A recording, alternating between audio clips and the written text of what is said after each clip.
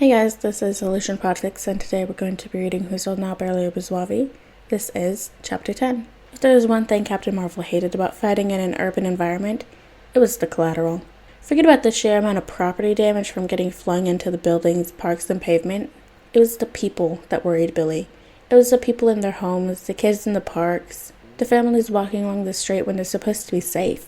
It was even worse when there are multiple enemies, and even worse when they weren't at all focused on Captain Marvel. If it was just minions being sicked on Captain Marvel, it would be fine. Well, fine-ish. Invulnerability was good for a lot of things, but it couldn't cover everything. Billy could take a hit, though. The average person on the street, when the bad guys were specifically looking to cause mass harm, to lunge at people and snap and hurt, Billy couldn't handle this. He was getting overwhelmed. He was fending off what looked like the fucking Timberwolves from My Little Pony, desperately trying to keep them away from people. But there were so many, and it didn't help that their particular brand of magic was effective against Billy. He was taking more solid hits than he liked. The interesting thing about Captain Marvel being a constructed magic embodiment of living lightning was the fact that he didn't work like mortals. There was no blood. Captain Marvel didn't have a heart to pump it. He didn't bruise, and there was nothing underneath the veneer of impenetrable skin. So when Marvel did get hurt, it looked different. The gashes in his arm from claws and teeth didn't bleed, they sparked. Yellow-white lightning that flicked up and out of his arms, leaving a permanent glow lurking at the edge of his wounds. The bruises on his face from the initial encounter with the Leshen behind it all glowed an aching yellow. But Billy couldn't let that slow him down. He refused. The stupid forest spirit was attacking his city, full of his people. But it was so hard to protect them as the Leshen had disappeared soon after arriving, spawning a horde of wooden wolves that attacked pretty much anything that moved. These pack animals just kept coming, and Billy couldn't search out the Leshen while they still attacked people. And the searching, grasping vines that erupted from the streets, grabbing and crushing anything it touched, it was all too much. He couldn't do this, not alone. Captain Marvel straightened up, blowing out an exhausted but unnecessary breath. He tapped on his comm as he took to the sky on the lookout for the next source of trouble. Maybe if he was lucky, he'd see where the Leshen was hiding. Captain Marvel requesting backup for civilian evacuation and threat control. Marvel said, not even bothering with pleasantries. Understood, came the calm voice of Martian Manhunter. He must be the one on monitor duty today. Are you requesting anyone specific? Captain Marvel eyed the empty streets and the vines slowly encroaching across them. The wolves attacked at random intervals, sometimes in overlapping patterns, and showed up anywhere across downtown Fawcett. He needed someone who could move quickly. Any of the flashes would work. Medium number of targets across a large area while I focus on the main threat.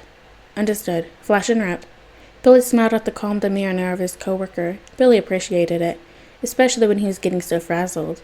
It seemed, for the moment, he was getting a reprieve, which gave him enough time to think. Leshen, forest spirit, summoning or creating wooden wolves that attacked indiscriminately. Vines that spread and contorted and strangled, springing up from the pavement like evil dandelions that ignored there was nothing for them to grow from. If they spread out above ground, he'd be able to trace them to the source, but there was nothing. So there went that lead. Okay, weaknesses. Fire, obviously. It was a nature spirit made of wood.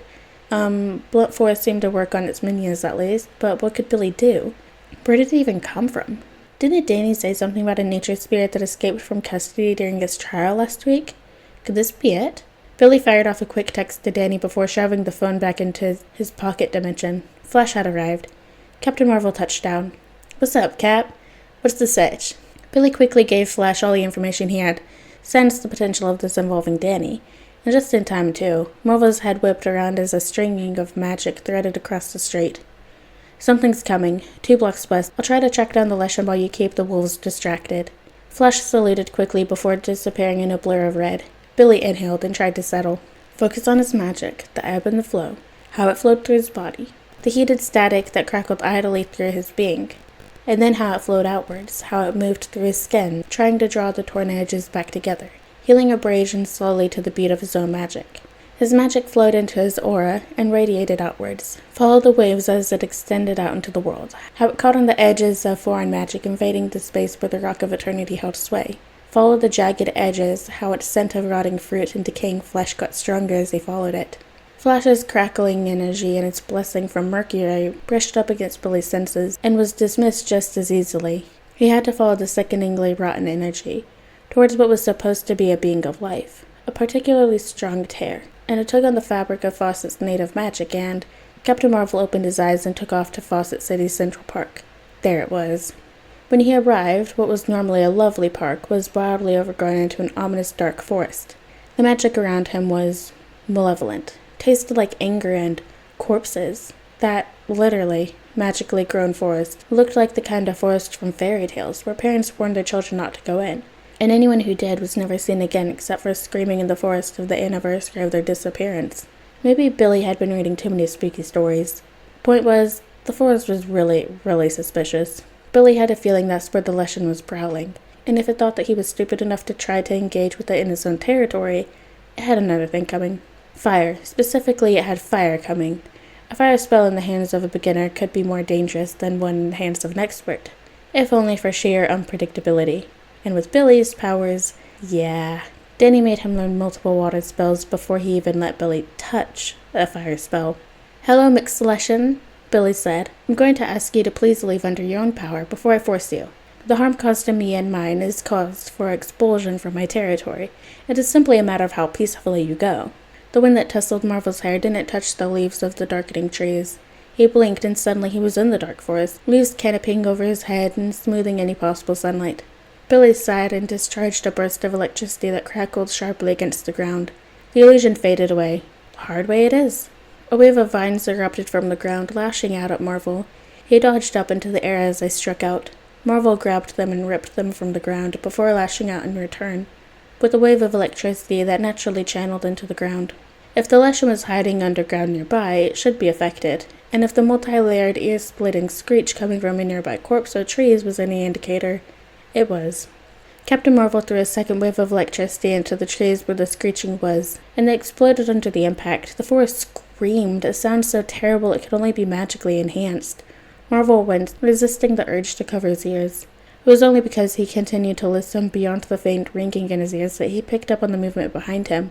Marvel dodged to the side, ragged wooden claws just barely missing where he had been. "So you finally show yourself, huh?" Marvel asked, lowering himself as he raised his fists. The now revealed Leshen hissed in a way that echoed in Marvel's head. It was lowered to all fours, gangly limbs disproportionate so that they towered, and hinged above where its own crouched body was. Its face was like a deer skull mask made of mossy, decayed wood.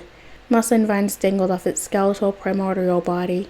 Both Marvel and Billy had seen nature spirits before, but this one seemed decayed, unhealthy, almost emaciated. Even nature spirits separated from their source of power didn't have this level of wrongness to its aura. This felt more like a being that went against its nature. It was now paying the consequences. Billy let none of these thoughts show and cocked an eyebrow instead. "I know you're intelligent enough to speak. How about we have a polite conversation instead of growling at each other?" The Leshen grumbled lowly before standing up, and in a rumbly, echoing voice, began to speak. "Champion of magic," it hissed.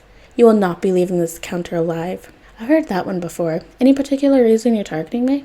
The Leshen growled and tossed its head, wooden jaw clattering in aggravation. "The false king seeks to persecute me, and I will not allow him to do so. I will kill you and paint my message in your blood. I will not be stopped." Billy scowled. Was it just targeting him to get to Danny? It sounded more and more like this was the escaped prisoner Danny was looking for. Billy hoped Danny would show up soon, though it seemed like Billy would have time. The Leshen was monologuing. "I am eons old, my domain is wide, the people I killed and the souls I ate have refueled my power. This young upstart will not undo me and my effort. I am powerful beyond your will and comprehension. I will see that upstart who overthrew Pyrodark kneel before me in despair, knowing that I have consumed the flesh and soul of his son."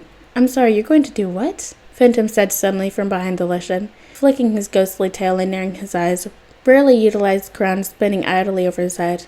Billy wasn't afraid to admit he was embarrassed about the result of the next few seconds. No matter how happy he was at Danny's appearance, Marvel shouldn't have let his guard down. The Leshen had suddenly screamed, and vines erupted from the ground. Marvel didn't react in time and got punched in the face by a vine. Phantom had dodged and lunged towards where Marvel was reeling. The vine scrambled up Marvel's arms, thorns stabbing through his skin and into the lightning beneath. Billy yelped and attempted to throw the vines off, but they just scratched deeper and tore his skin further. Phantom seized the vines and froze them solid. Marvel broke them seconds later, the magic vines shattering into pieces. Another vine jumped straight at Phantom, but he grabbed it without even looking. Ice began to creep up the vine towards the Leshen that had thrown it from its own body. "You," Phantom seethed. The Leshen tried to pull away, but it couldn't pull its vine back. "You hurt my son." The Lushan appeared to cower before the slowly encroaching eyes, before coming back to itself with a snarl. No less than you deserve, you pretender. The eyes started forward and encased half of the Lushan. It cut off with a pained hiss of anger. No one deserves the pain you inflict, much less my son. Phantom looked away, back to Billy. Are you okay? Phantom, Danny, his dad, asked softly.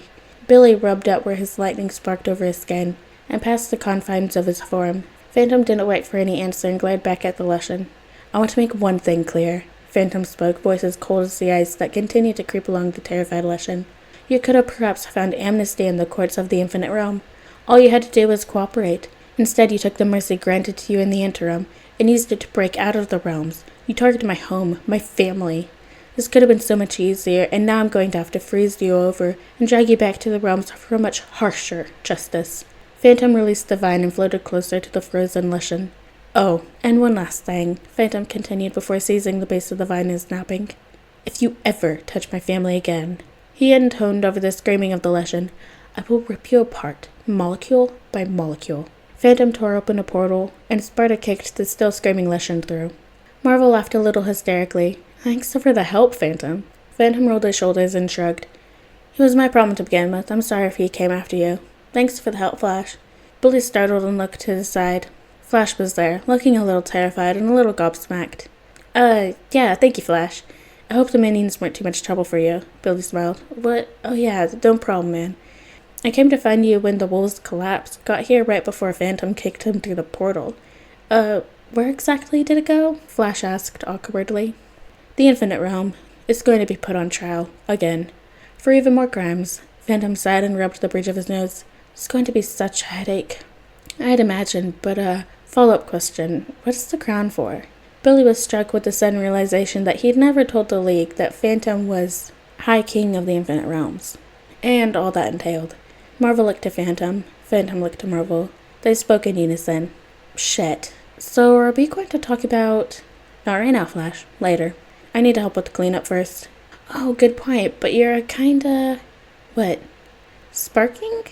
Oh, yeah. That happens sometimes. Alright guys, that is the end of chapter 10 of Who's Sold Now by Larry Bouzwavi. Hope you guys liked it, and I'll see you next chapter.